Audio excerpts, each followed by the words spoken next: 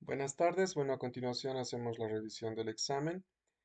Eh, la- las primeras 5 preguntas están relacionadas con una persona con una diabetes mal controlada, y que además tiene una infección urinaria.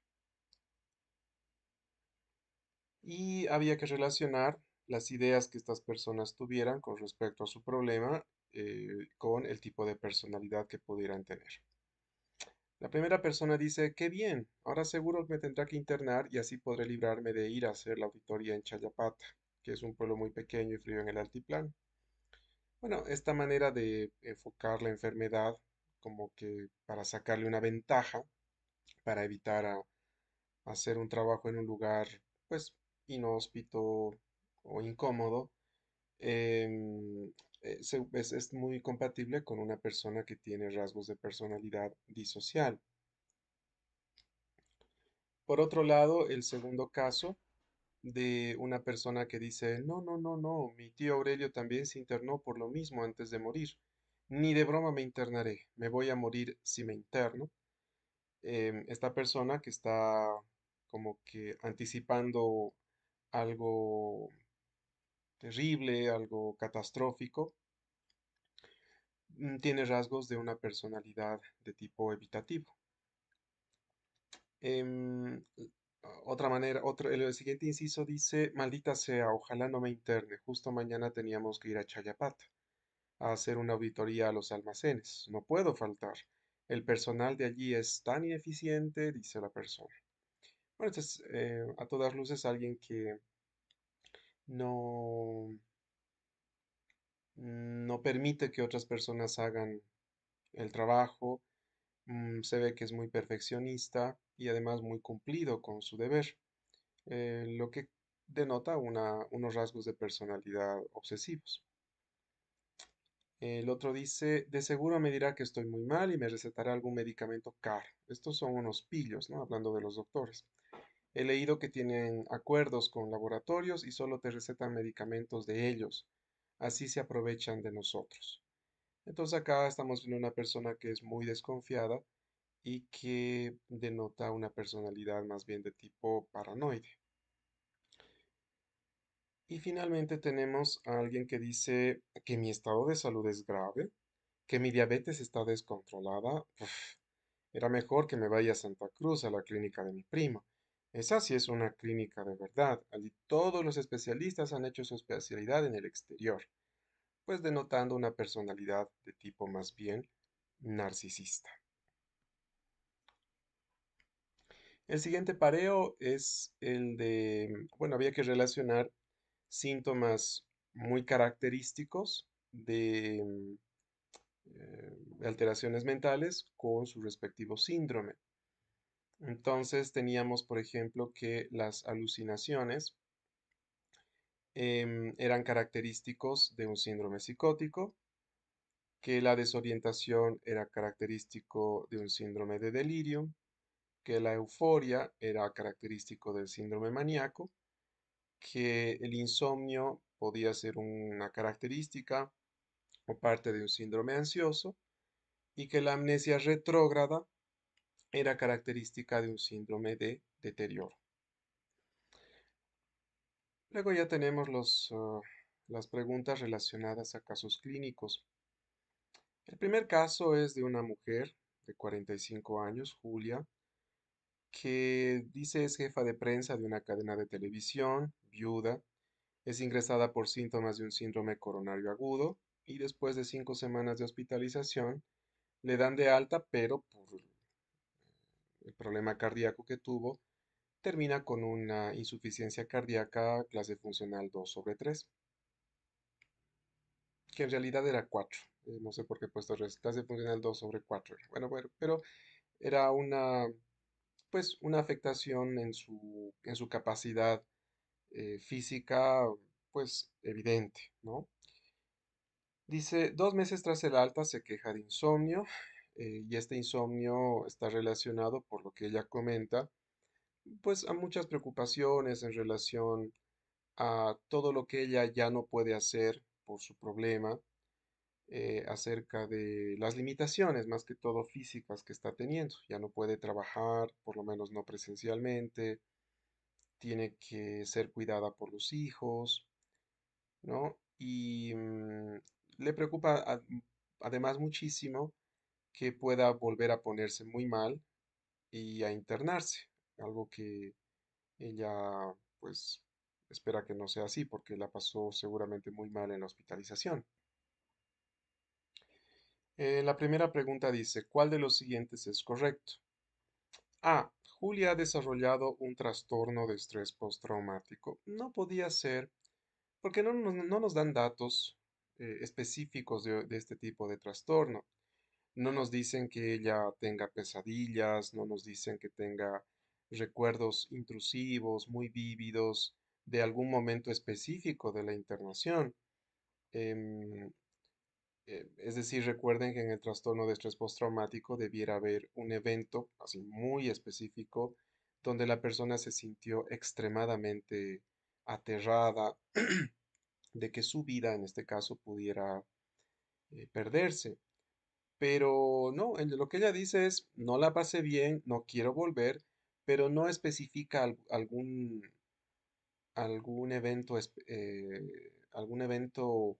puntual que pudiera explicar este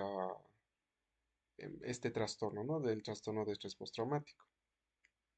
¿Julia ha desarrollado un trastorno adaptativo? Pues sí, Julia ha quedado muy limitada en sus capacidades físicas, extraña mucho el poder realizar las actividades que antes hacía, no se está adaptando a esta nueva situación de vida que le está tocando vivir.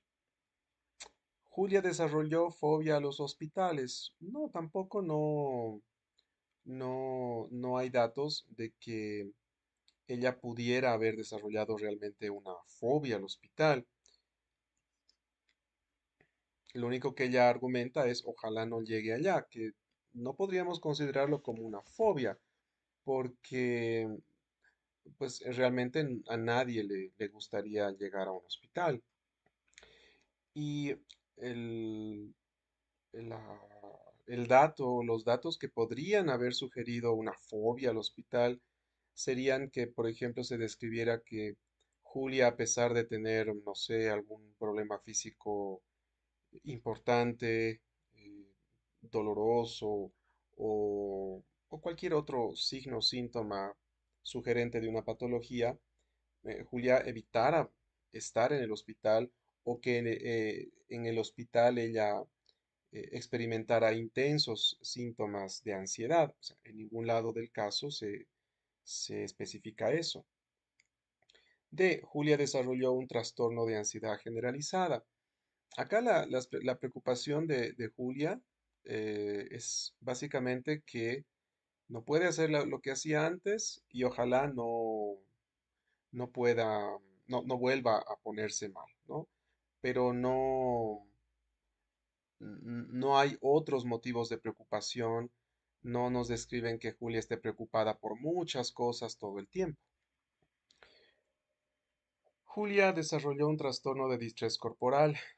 Pues no, este no podía ser cierto porque en el distrés corporal, aunque hay síntomas físicos desagradables, no debiera encontrarse una causa física. Y pues Julia tiene el antecedente de este evento coronario agudo y ha quedado nomás pues, con las limitaciones propias, lógicas de un infarto en al corazón. 12. ¿Qué tratamiento sería aconsejable para Julia? EMDR, si acaso ya tuviera un trastorno de estrés postraumático, pero no lo tiene. Un tratamiento de exposición y prevención de respuesta, si fuera una fobia, tal vez. Psicoterapia, aunque su beneficio será seguramente muy limitado, al contrario. En estos casos, la psicoterapia sí podría dar buenos resultados.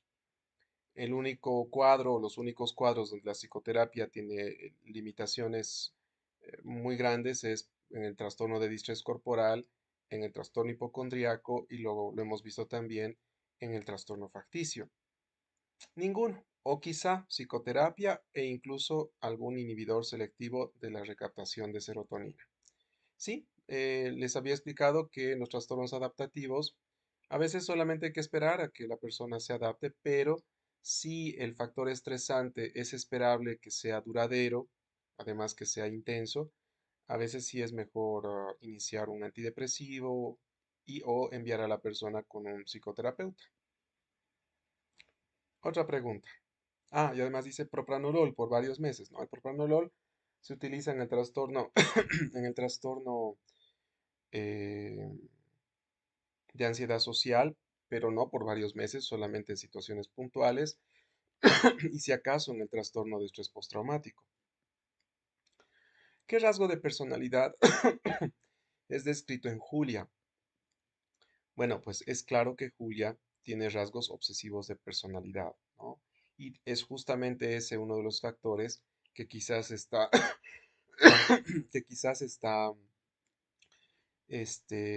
haciendo que Julia no pueda adaptarse a la situación actual. Luego teníamos el caso de Corina, una chef de cocina de 44 años, que ingresa al hospital con datos de una hipoglicemia y muy importante.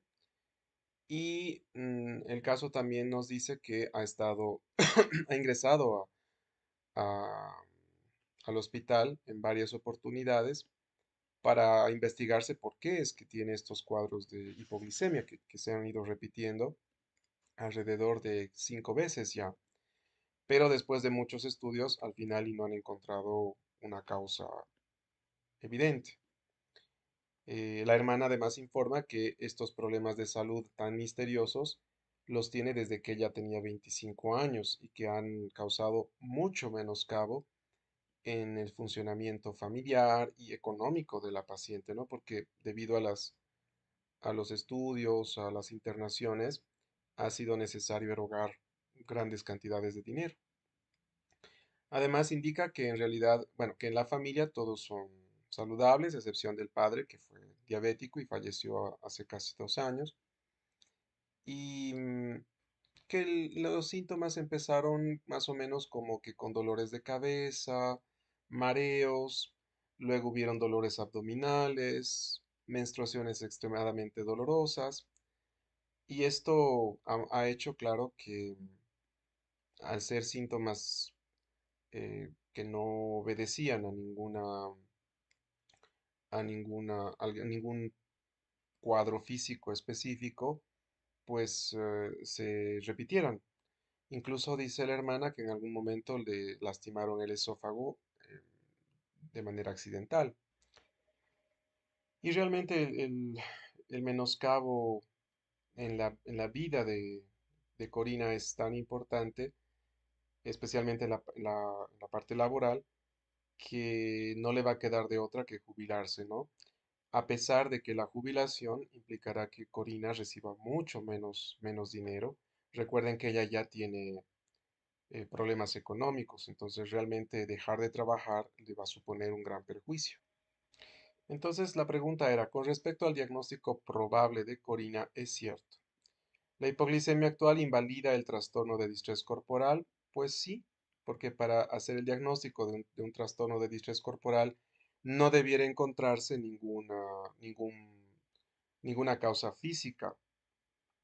Otro, o B, al no haber una queja específica sobre una enfermedad, no podría ser un trastorno hipocondriaco, ¿sí? No hay, eh, no hay ah, ninguna sospecha que tenga ella con respecto a sus síntomas. En el caso clínico no se especifica esto. Al no haber una ganancia secundaria, no podría ser simulación.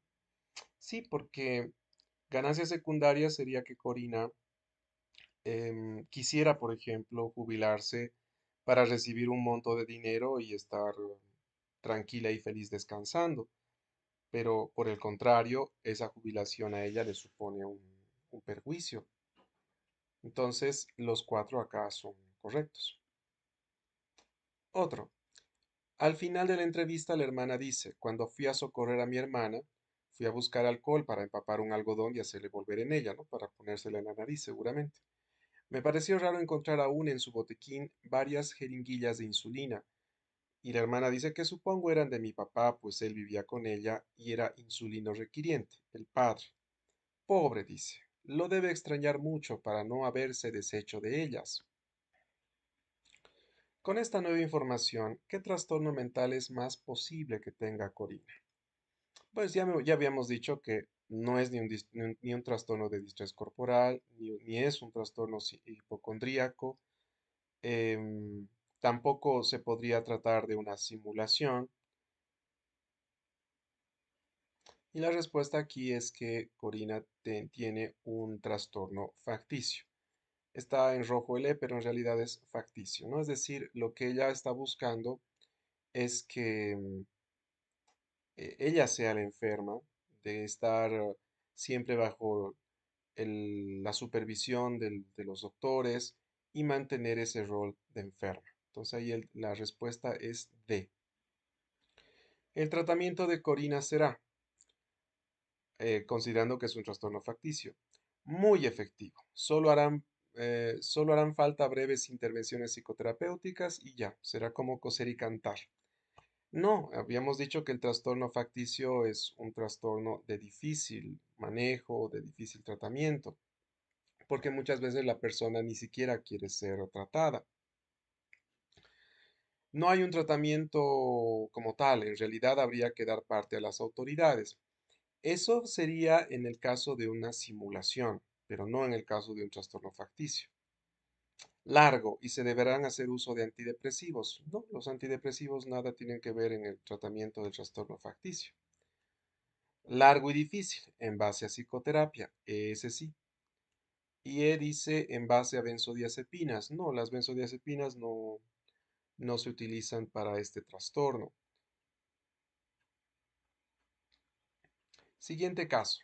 Paco, de 72 años, con antecedentes de haber sido tratado con diazepam, el último mes llega a su consultorio. Bueno, este es un hombre que em, lamentablemente por el uso del diazepam ha sufrido una caída y bueno, se ha fracturado la clavícula, pero su problema en realidad había empezado antes.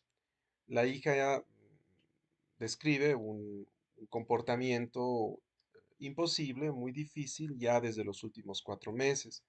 Ha estado muy irritable, ella dice que no se puede contentar con nada, ni con la comida, ni con el cuidado que le dan. Y además ha tenido algunos síntomas físicos, como dolores de cabeza, agruras, pesadez de estómago, palpitaciones. Hace 2 meses además que ya no puede dormir bien, solamente duerme entre 3 a 4 horas. Y lo llevan a un médico que le hace un examen laboratorial típico, de rutina, y no encuentra nada llamativo, ¿no? Entonces, como una de las quejas que él tiene es que no puede dormir, entonces le receta el diazepam que pues produjo lamentablemente la fractura. El mismo paciente dice que no las quiere tomar porque lo dejan atontado y acusa a la familia de que consideran que él es un estorbo y que tal vez, dice, ¿no? Tal vez quieren deshacerse de él. Y sin embargo, él dice, yo soy todavía una persona útil, yo puedo trabajar, pero el problema es que el pulso no me ayuda, ¿no? Seguramente está con temblores o tembloroso. Y además que como se deben levantar pequeñas piezas de oro, de cualquier metal no, y piedras preciosas, pues las uñas tampoco le están sirviendo para esto porque han estado muy quebradizas últimamente. El síndrome mental más evidente que tiene Paco es, no puede ser uno depresivo porque él está animoso por querer trabajar, él quisiera hacerlo. No se describe dentro de los síntomas estados de tristeza, por ejemplo. Sí de irritabilidad, pero no de tristeza. Tampoco se describe que él haya perdido el entusiasmo, la capacidad de disfrutar de las cosas, em, que son los síntomas, digamos que cardinales de este síndrome. Por otro lado, tampoco podría ser un síndrome maníaco porque este hombre ha estado con insomnio no es que necesite dormir menos, es que realmente es insomnio y le fastidia no dormir como antes. No ha estado eufórico, sí ha estado irritable, de acuerdo, pero en ningún caso, en ningún lugar del caso clínico se describe que haya estado teniendo aceleración del pensamiento o ideas de tipo grandioso. Lo que sí se describe es un síndrome ansioso, ¿no? Hay irritabilidad, hay insomnio, em, que son síntomas muy típicos de este síndrome. No podría ser delirium porque no se describe que este hombre haya estado desorientado, de que haya disminución de la atención, o hayan existido alteraciones en la conciencia, fluctuaciones de nivel de conciencia. Y tampoco podría tener un síndrome de dependencia porque él no está consumiendo ninguna sustancia con todas las características que habíamos dicho que corresponden a este síndrome. Consumo compulsivo, que le cause perjuicios, con tolerancia, con síndromes de abstinencia.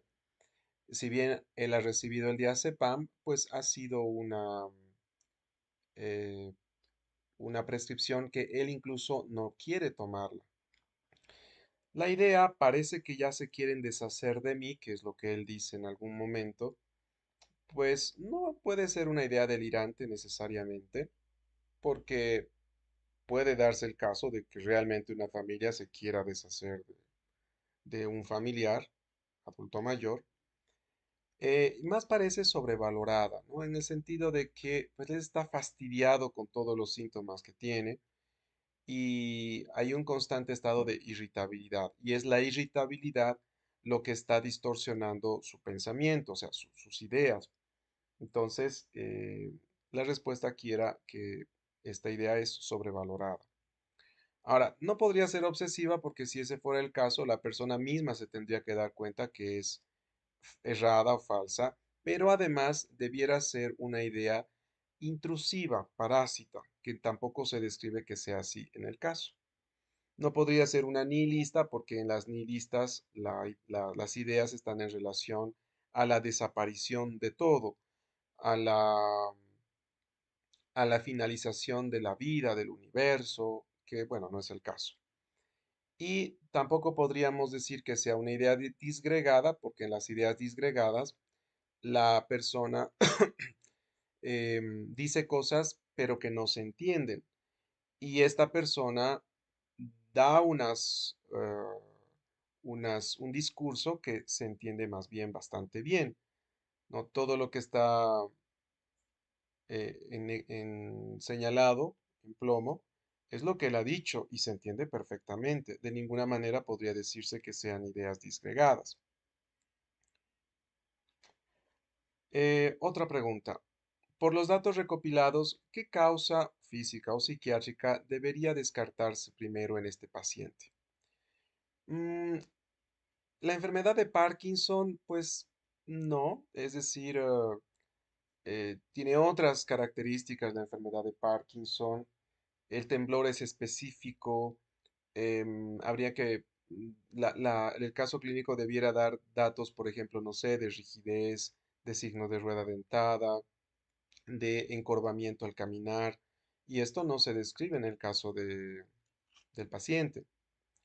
Pero lo de las uñas es muy sugerente de que esta persona pudiera tener hipertiroidismo. Recuerden que en el hipertiroidismo hay insomnio, las uñas se ponen frágiles, hay taquicardia y por supuesto que puede estar alterada la parte emocional, la persona puede estar irritable como está el paciente. Luego tenemos, a la edad de que tiene Paco, sería importante descartar además un síndrome de deterioro. ¿Cuál de los siguientes no es parte de la evaluación de este síndrome? Y claro, no es parte el estado de conciencia. Por definición, una persona que tiene un síndrome de deterioro tendría que tener una conciencia normal, porque de no tener una conciencia normal, pues ya no es deterioro, ya lo deberíamos tomar en cuenta en el síndrome más bien de delirio. Pero sí es importante evaluar si puede hacer operaciones aritméticas, si es importante indagar la memoria retrógrada, como por ejemplo preguntarle los primeros años de la escuela, si es importante preguntar a la familia cómo reacciona ante las frustraciones, porque en el síndrome de deterioro las emociones se descontrolan. Y bueno, no, todas son parte de la evaluación de deterioro, no es la respuesta aquí es observar el estado de conciencia. Luego tenían las preguntas de caso clínico, no, las preguntas sin caso clínico, no era con caso, sin caso clínico, estas que valían a 4 puntos cada una. ¿Cuál de los siguientes es congruente con alucinosis? Acá la primera pregunta, mujer de 80 años pide que la vea un neurólogo, pues ha empezado a ver miles de moscas azules diminutas que vuelan por toda la habitación. Si esta mujer pide que le vean un neurólogo es porque sabe que lo que está viendo es patológico y es más, sabe que el órgano que está mal es su cerebro, por eso llama a un neurólogo. La adolescente o el adolescente de 16 años que huye despavorido de su habitación al ver fuego en las paredes y puertas, pues huye despavorido justamente porque no hay el juicio de falsedad de las llamas de fuego. Una paciente alcohólica que desde su segundo día de internación por una herniorrafia umbilical ha empezado a ver alacranes rojos caminando por el suelo y la encuentran saltando de un lado al otro como queriendo evitarlos. Lo mismo, en este caso, la persona no tiene juicio de que estos alacranes sean falsos. Por lo tanto, en el inciso B y C estaríamos hablando de alucinaciones, no de alucinosis. ¿Cuál de los siguientes es menos probable que produzca un síndrome ansioso? La marihuana produce. Los trastornos de pánico, pues, ese es el síntoma cardinal. La intoxicación por metanfetamina, al ser un estimulante, puede producirlos. Síndrome de abstinencia a fentanilo, que es un opioide, puede tener síntomas ansiosos.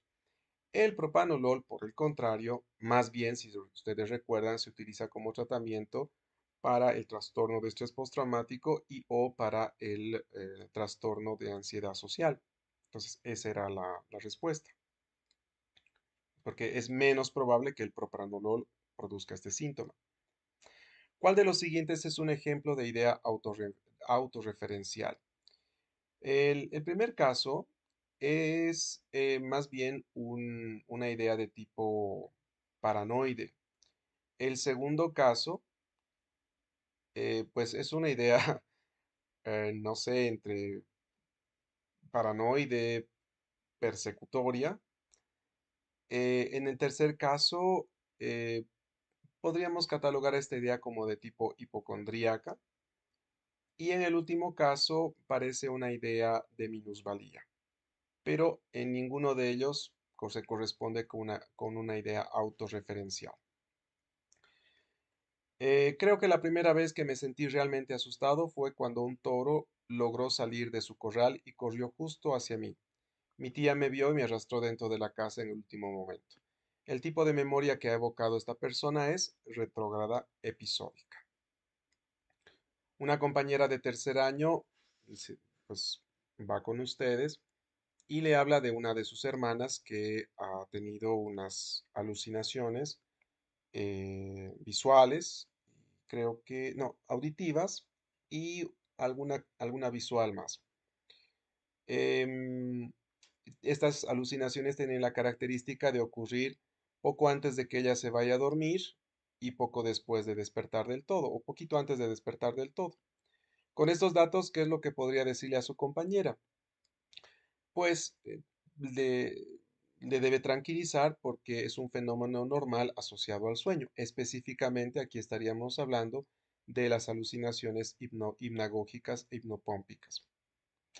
¿Cuál de los siguientes es menos probable que aparezca en un trastorno obsesivo compulsivo?